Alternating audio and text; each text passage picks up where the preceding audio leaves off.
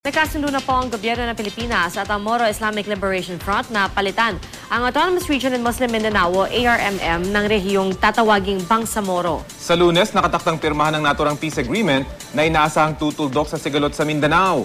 Balitang hatid ni Isay Reyes. Matapos ang isa't kalahating dekadang negosasyon, mukhang nagkakalinaw ang usaping pangkapayapaan ng pamahalaan ng Pilipinas at ng Moro Islamic Liberation Front o MILF. Napagkasunduan ng dalawang panig ang framework agreement para sa panibagong teritoryong tatawaging Bangsamoro. The ARM is a failed experiment. Many of the people continue to feel alienated by the system. And those who feel that there is no way out will continue to articulate their grievances through the barrel of a gun. We cannot change this without structural reform. Ang Bangsamoro ang papalit sa Autonomous Region in Muslim Mindanao. Posible raw isamang Isabela City sa Basilan, 6 na munisipalidad sa Lanao del Norte, ilang barangay sa 6 na munisipalidad sa North Cotabato at Cotabato City.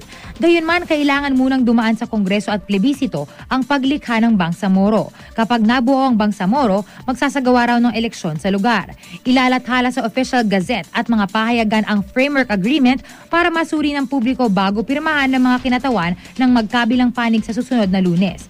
Kabilang sa mga magiging witness sa pirmahan sina Pangulong Aquino at ang Prime Minister ng Malaysia kung saan isinagawa ang peace talks.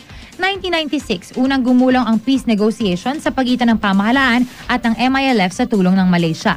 2008 sana pipirmahan ang Memorandum of Agreement on Ancestral Domain o MOAAD sa ilalim ng nooy Pangulong Gloria Arroyo, pero hinarang ito ng Korte Suprema dahil hindi raw ito naaayon sa saligang batas. Kung ikukumpara sa MOAAD, mas bukas daw sa publiko ang proseso ng kasalukuyang kasunduan.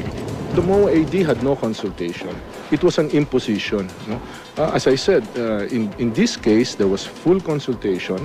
Second, it will pass through Congress. Even after the work of Congress, it will pass through a plebiscite. May choice ang tao kung sasama sila dito o hindi.